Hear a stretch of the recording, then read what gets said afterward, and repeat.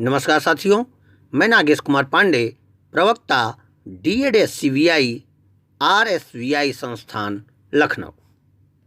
साथियों, आज की हमारी इस परिचर्चा का विषय है ज्ञानेंद्रिय प्रशिक्षण के अंतर्गत श्रवण ज्ञानेंद्रिय प्रशिक्षण।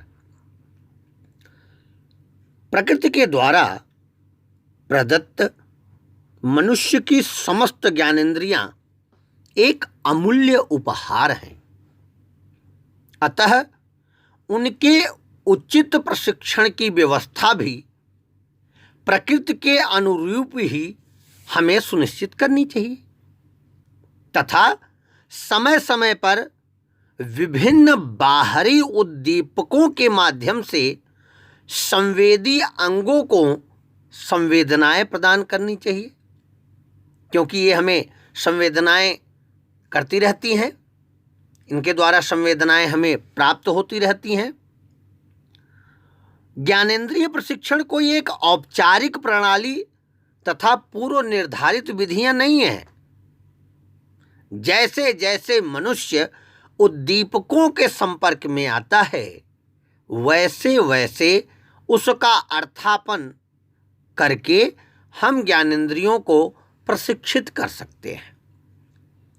अब यहाँ पर हम प्रशिक्षण की पहली ज्ञानेंद्रिय जब देख रहे हैं, श्रवण ज्ञानेंद्रिय को, श्रवण दृष्टिबाधित बालक के लिए अति महत्वपूर्ण ज्ञानेंद्रिय है।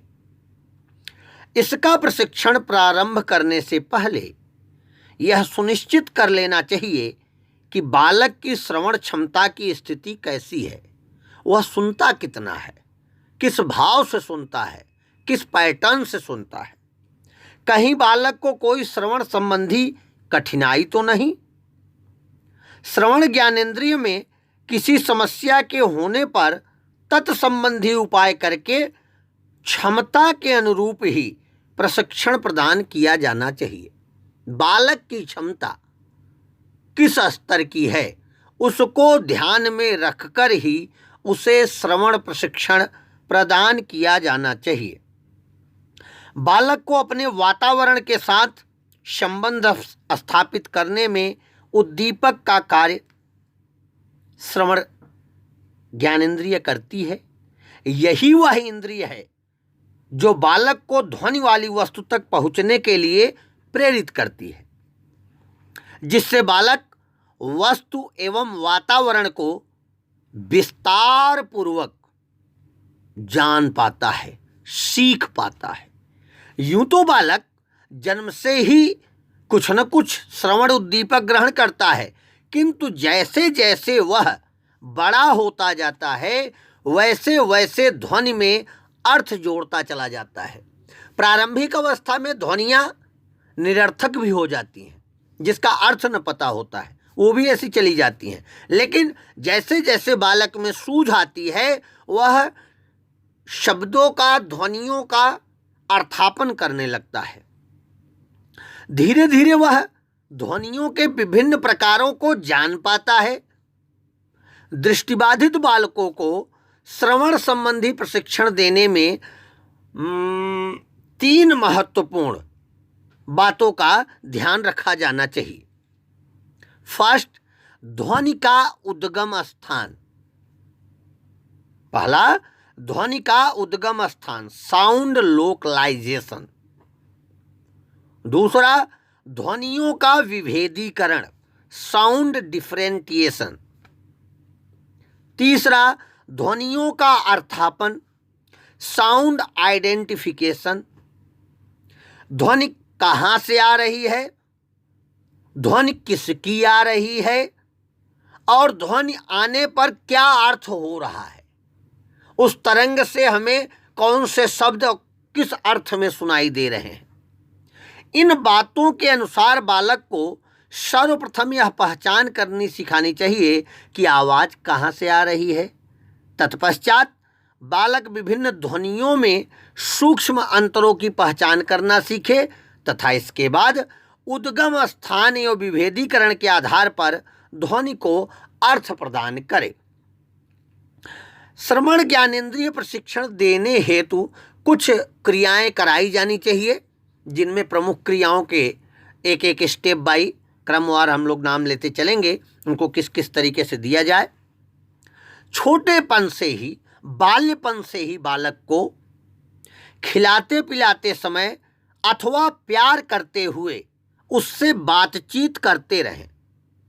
मौन होकर व्यवहार न करें, हंसते खेलते हुए, बातचीत करते हुए। आपने देखा होगा दादी अम्मा हम लोगों को जब काजल लगाती थी या दूध पिलाती थी, उस दौरान बाटल नहीं हुआ करता था, हमें याद आ रहा है, तो चम्मच से कटोरी में से दूध उठाकर दादी जी पिलाया करती थी और खूब गुड गुड बेटा इत्यादि शब्द बोलती थी। बच्चा भी हंसता रहता था, खेलता रहता था, दोनों पैर आगे पीछे फेंकता रहता था और पीता था, बड़ा खुश मिजाज। इस तरीके का एक माहौल होना चाहिए। बालक के पास जाते जाते एवं दूर होते होते उससे बात करते रहें।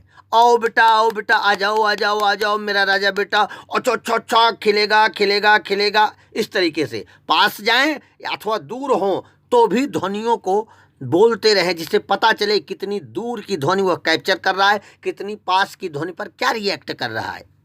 विभिन्न प्रकार की वस्तुओं का प्रयोग करते समय वस्तु का नाम तथा विशेषता का मौखिक वर्णन करें। ये सेव खाएगा बेटा, बलिष्ठ हो जाएगा, स्ट्रांग बनेगा, बहुत अच्छा हो जाएगा, ब्रोनबीटा पिएगा, बड़ा बनेगा, ऐसे बनेगा इत्यादि चीज़ें। इससे क्या है, आप न भी बताना चाहेंगे, खेल खेल में वो समझ जाएगा ब्रोनबीटा पीने से शक्ति आती है, एप्पल खाने से शक्ति आती है, बलिष्ठ बनते हैं। उनसे अर्थ एक एक करके जोड़ना शुरू कर देगा। बहुत छोटे बालकों को ध्वनि वाले खिलौने उनकी पहुंच में रखें, आसपास रखें। ध्वनि वाले खिलौनों के पास बालक को पहुंचने के लिए प्रेरित करें तथा ऐसा करने पर उचित पुनर्बलन दें।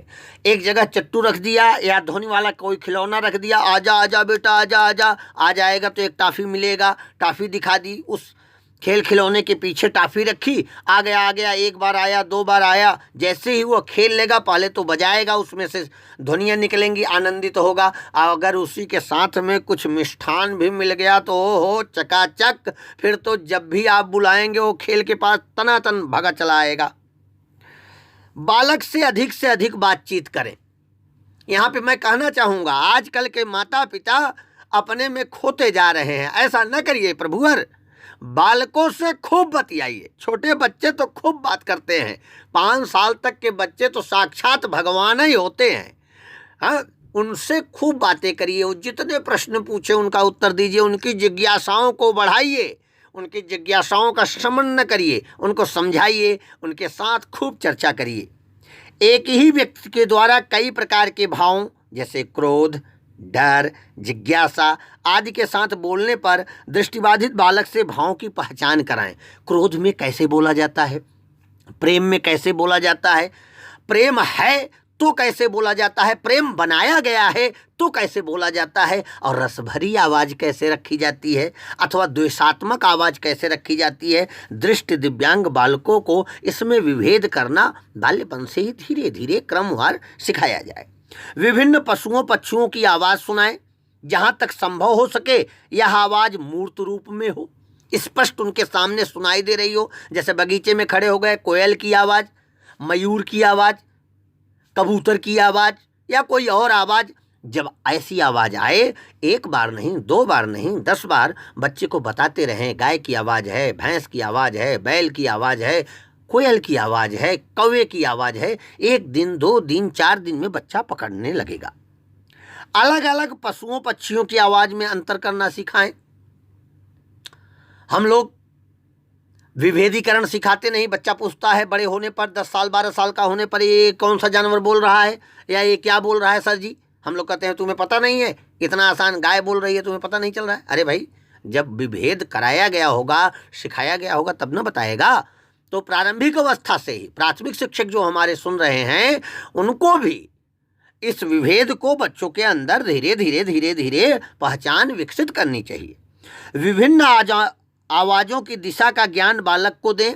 पीछे से आवाज़ आ रही, दाहिने से आवाज़ आ रही, बाएं से आवाज़ आ रही, आगे से आवाज़ आ रही या किस एंगल से आवाज़ आ रही है, इसका भी बोध कराएं।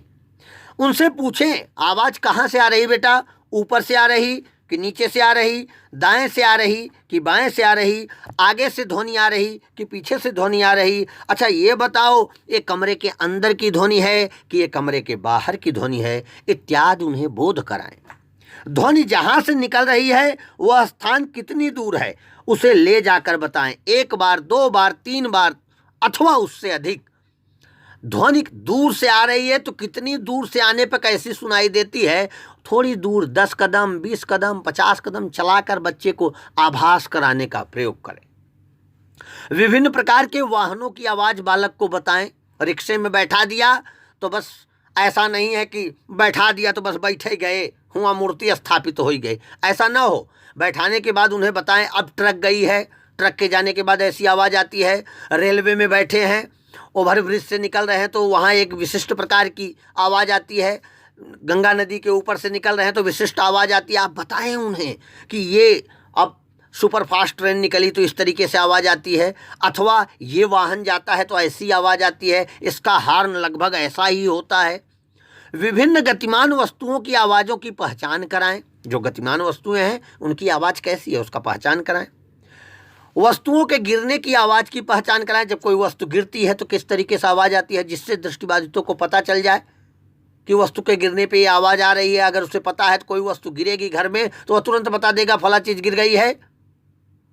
जैसे आपको हमको अगर सामान्यतया मैं एक ही उदाहरण की बात करूं, कहीं पे शीशा टूट जाए तो आपको पता चला अरे कहाँ कांच टूटा जी, कहाँ गिर गया, ऐसे बोलते हैं ना। बालक को भ्रमण के समय आ रही विभिन्न आवाज़ों से आवाज़ का अर्थ एवं दिशा की पहचान कराएं।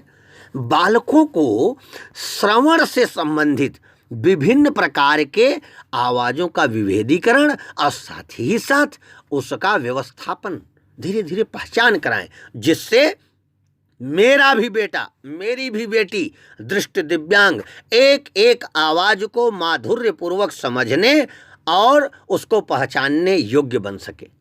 आशा है आप विद्वत जनों को समझ में आया होगा। बहुत बहुत धन्यवाद।